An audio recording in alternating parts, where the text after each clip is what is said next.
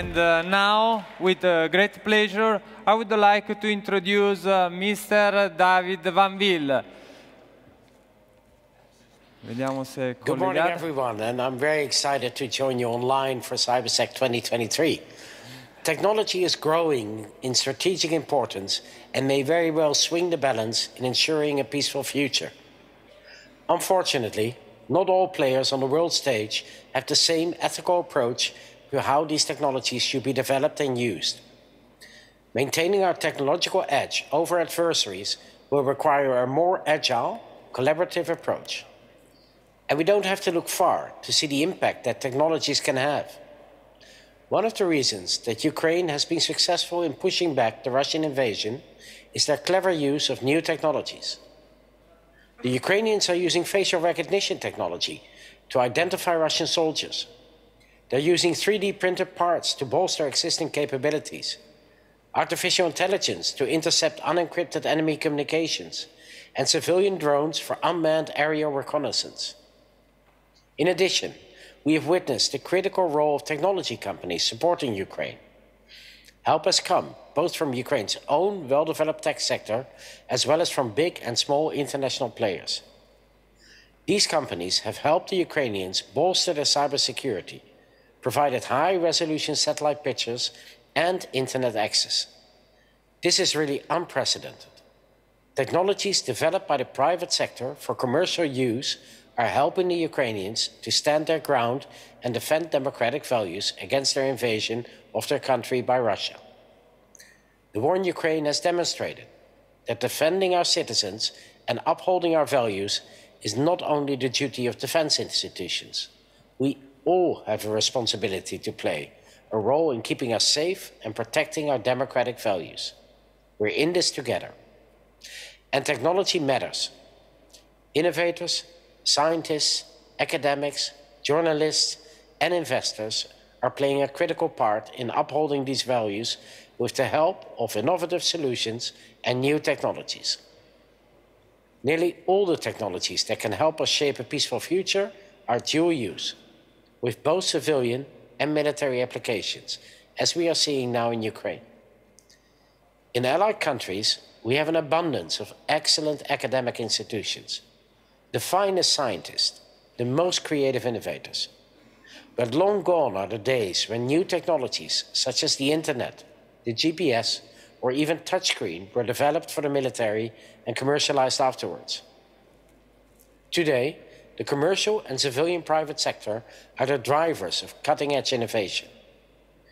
And this has led to a real mismatch between the traditional defense and security environment and the drivers of today's innovation. Therefore, it's clear that in order to be successful, we need to do things differently than we've done in the past. To reach our goal of maintaining our technological edge, we want to leverage the pool of talent that we have available in all of our allied nations. With the best minds in free societies, we have a significant advantage in the development of new technologies. The question is, how do we unite the disruptors? How do we create a community of interest that is mindful of our collective responsibility to shape a peaceful future? We want to provide them with agile and flexible pipelines to facilitate effective collaboration between the Alliance's defense establishments and its civilian private sector.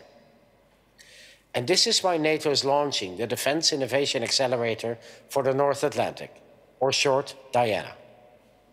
DIANA will launch competitive challenges based on critical defense and security problems. It will bring operators together with the best and brightest startups, scientific researchers, and tech companies to develop impactful technological solutions for the Alliance. DIANA will not build new missiles or tanks.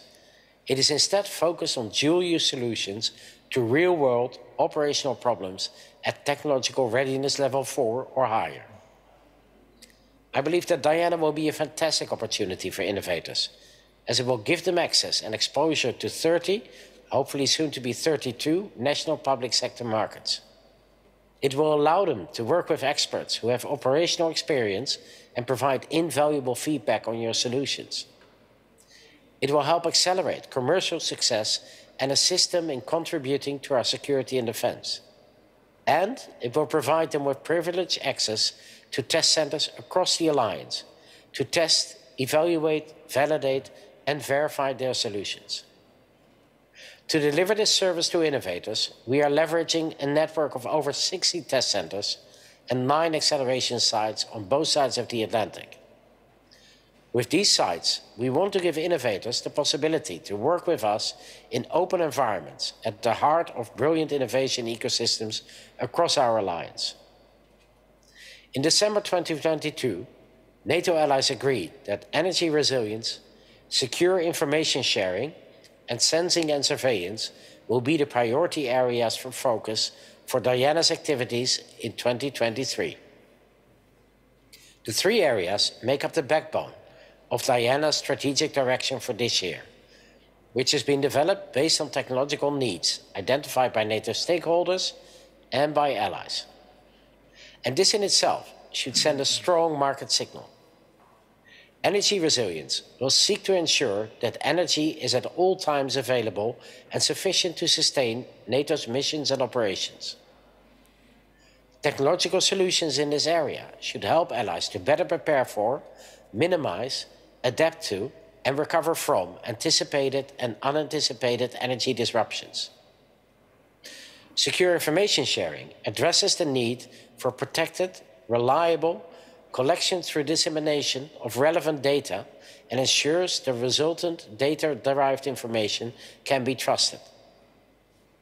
Sensing and surveillance, lastly, broadly applies to the detection and systematic observation of physical and digital domains in order to enable, for example, situational awareness and forecasting. These strategic areas now form the baseline for the development of specific calls for applications that we will publish in June of this year. We expect that the first cohorts of startups will join the Diana Acceleration Program by the end of this year. NATO's Innovation Fund, at the same time, is to recognize the difficulties in driving commercialization for deep tech. There is a huge gap in risk capital availability across the alliance. And that's why we're launching the NATO Innovation Fund in tandem to Diana. This is a multinational venture capital fund backed by 22 NATO allies and containing €1 billion. The fund will provide trusted capital investments into funds and startups that are developing commercially driven dual-use technologies, enabling them to leverage the NATO brand to crowd in further investments. In conclusion, the environment for our collaboration with innovators is being shaped as we speak. We're building the plane in flight, and we want to employ their creative ideas and genius to land the plane safely, and then take it to new heights. Technology has never been as prominent on the NATO agenda as it is today, and I'm so glad that the allies are taking this issue very, very seriously. This is not something that we will solve in NATO headquarters here in Brussels.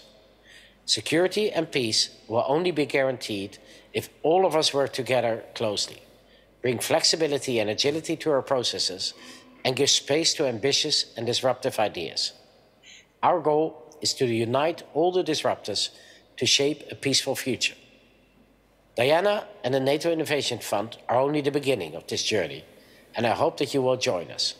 Thank you very much and have a great conference. Grazie Davide van Weel. E da questa bella panoramica appunto sulle strategie della NATO, thank you for being with us.